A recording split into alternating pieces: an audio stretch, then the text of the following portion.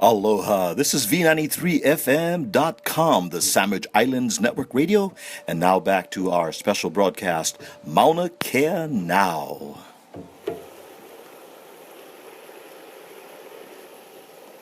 Can you inform us a little bit? We're all very interested and want to keep up with this, with Mauna Kea Now, our program. What is happening with the court decisions and how are people responding, and what do you think is possible from all that is happening at this point? Right now, there's actually a couple court and cases are pending. One is at the Hawaii State Supreme Court, and that's pertaining to the permit that was issued by the State Board of Land and Natural Resources. Yes. To permit this project in the first place, and we are one of the 6 petitioners in it, and we feel that, not just feel, but it's very blatant and clear that they don't meet the criteria. In order to build in a conservation district, you must meet these 8 criteria, and the size and scope of this project doesn't meet it. Neither do many of the other telescopes were built, but in Hawaii, it's basically been a political rubber stamp process that's been allowed all this to happen on the mountain. And so we're appealing that permit. We also have a permit that's in our Third Circuit Court regarding the sublease. There's also blatant violations in the ways of, in procedure-wise, as well as not following state rules in the way they gave a sublease to the TMT International Observatory. And then there's also another appeal in this recently filed regarding the rules, so it just passed by the board. And the rules are really, they used a broad, there's actually, they took rules out of the hunting, within the hunting rules, we have rules for hunters and hunting procedures, and they're actually using these rules to suppress and to constrain the First Amendment rights for protesting and so forth, or expression of religion and other things. And so, unfortunately, what's the unfortunate part is that citizens, not just us, but others, citizens like us have to go to court to even have to appeal things that our state boards and our state government is supposed to be actually monitoring and protecting whether it's our Native Hawaiian rights or it's the natural cultural resources. And it's unfortunate. And I'm assuming it's not like that only in Hawaii, but if you're from Hawaii or if you know Hawaii, everything's really politically centralized here in these islands. Yes. And it works its way down from the top, and from Congress members down to the governor and all the way down. And so that's one of the problems we've been having in Hawaii for many of years. It's not just with this TMT project, but it's just an ongoing thing where people of the public have to go to court to try to protect what the state is supposed to protect by its own rules and laws. But so construction hasn't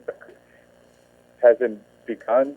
It's over 115 days since the first shutdown by the protectors of the Mauna, and so nothing has substantially started since then. Is it illegal for the construction to start before the Supreme Court hearing? So that's one of our positions.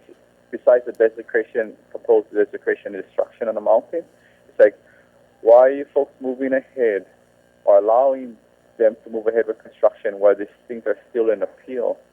But we all know why. It's because they're trying to get they want to start moving. It has to do with their fiscal and monies, committed to them from the various different partners. And the partners we're talking about, which if you're from California, you should be aware of, is the University of California and Caltech are the 2 partners, along with the countries of Japan, Canada, India, and China. And so the Gordon Moore Foundation is really the biggest and financial backer that's putting his money through the University of California and Caltech to put their share of the money in. But University of California and Caltech also have to come up with some matching money for their share of this project. And but see, they're trying to get the project construction moving, so that if the appeal proves unfavorable to them, then they will have some measure of and recourse, I guess, because they've already done that in a similar project. Not them, but I'm saying what the university has done, allowed, and the state has allowed a similar type of project on the mountain of Haleakala on the island of Maui to proceed ahead, even though it's in court. And that telescope's almost halfway completed. So that has just recently been heard by our Hawaii State Supreme Court. So even if the court decided that they didn't follow proper procedures or they didn't follow the law, just like it's already half built. And what is the court going to do? The court is going to allow them to continue. So that's what they're trying to do with the TNT project. They're trying to push it ahead just like they did with the Haleakala project. And that's why we're here on Maui to touch bases with the families and supporters and others who've been trying to protect in Haleakala. We're here just to lend our support to them. And all I can say is it's a big political, and there's a lot of political and business influences in the way things are done in Hawaii. And as a result, they don't follow Hawaii's own state rules and laws. And that's what kind of dilemma we're in at the moment. Do you have lawyers that are representing you as far as the Supreme Court hearing? We have an attorney that took that case, Naivi Werdeman. He took that pro bono. The case we have in the Third Circuit Court, we had to file it pro se because we didn't have any attorneys available. And then we have another group of attorneys, not a group, but another attorney that's taking on the Native Hawaiian Legal Court, taking on the appeal of the rules. I mean, overall, people will look at why are people in opposition of this particular project. And we have to look at the total history. Is that when the University of Hawaii was first given the lease for the Mauna Kea and for observatory development on the Mauna Kea, it was really for only one observatory. And after 40 years of mismanaging the mountain, the TNT's own EIS states that the cumulative impacts of all this astronomy development on the mountain, of these 13 telescopes, has resulted in significant, substantial, and adverse impacts upon our natural and cultural resources on the mountain. And so it's just, they're just saying, like, well, it's just one more, but we're saying it's not just one more. The size and scope of this telescope is 18 stories tall. It's going to be excavating down 2 stories into the ground of this pristine lava landscape amongst these ancient Hawaiian shrines. And it's going to excavate over 7 acres on this cultural and natural resource that's unique in these islands. And the people of Hawaii, it's not just Hawaiians, but it's many people throughout the world, as well as supporters, are saying, when is enough enough? When does the host culture, the native culture, saying, you guys have damaged too much, you guys have destroyed and desecrated our sacred temple. When is enough is enough? And that's been a problem this past over 40 years, and 13 telescopes later, it will continue to be as such if it isn't halted. Okay. And so when we look at the mountain, most people know it as Mauna Kea, but its ancient name is Mauna Awa Kea, which means the mountain of Sky Father. And if you look at the same capacity or say connection of the mountain, it's like Mount Fuji. It's how Mount Fuji is sacred for the people of Japan. If you look at how Mount Shasta up in California is sacred for the Winnetou peoples and others of that area, that's the same reverence we have for our mountain. And the state and the University of Hawaii has just basically disregarded our sacred temple, our sacred mountain, in not just this project, and all the past 40 years of development on the mountain. And so people are just saying that really the TMT, it doesn't just stand for the 30-meter telescope. It really stands for too many telescopes on Mauna Kea.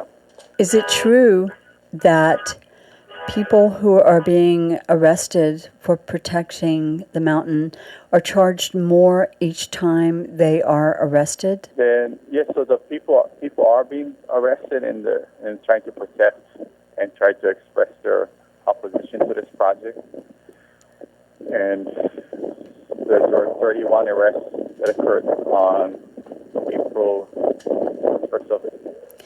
2nd, and there were just recently there was 12 arrests that occurred on the 24th of this month. Are people charged more? Are they fined more each time they're arrested? The same people, like the second offense, they're charged more for that? We're not sure because all the arrests recently, not just the recent arrest but the past arrests, they're still in court. So there hasn't been a final judgment by the court or the judge in any of them yet. But I do know, my understanding I should say, so if you get arrested, depends what they charge you with, then the bail is $250. But if the same person gets arrested for similar offense, our understanding is that the bail could be $1,000. Okay. We're just trying to make sure you guys don't get arrested twice. Right. But really, this last one, there wasn't really intent for anybody to get arrested as such. But when the Department of Land and Natural Resources and enforcement officers came, they started to grab people, even though they weren't standing or obstructing. They were grabbing people from behind. They were targeting certain people in a group, and we know that was happening because there was no plan, I should say, to be arrested as such. If they were to arrest, it wouldn't have happened where it happened. But they were, in some of the cases, the officers were just both randomly grabbing people who were actually walking. They weren't even standing. They weren't even obstructing. And they actually, from our observation, they were actually targeting certain leaders in our group. They started to grab a few of them. Oh my gosh. Well, thank you so much for spending the time with us, and thank you for all the information. And we want to keep up with what is happening there, and we wish you the best. Mauna Kea Now is sponsored by Hawaii, A Voice for Sovereignty, a documentary film by photojournalist Catherine Bachnight that explores the culture of the native Hawaiians and their connection to the land. At the forefront of the film are social, economical, and ecological issues that have developed in Hawaii since the takeover by the U.S. in 1893, revealed in interviews with grassroots indigenous people and scholars such as author Haunani K. Trask. The documentary's goal is to raise awareness of the issues faced by the native Hawaiians, which threatens their ancient and environmentally sustainable culture. Bachnight brings this film to the world stage by theatrical release, screenings at international film festivals, and television programming. More information at HawaiiAVoiceForSovereignty.com.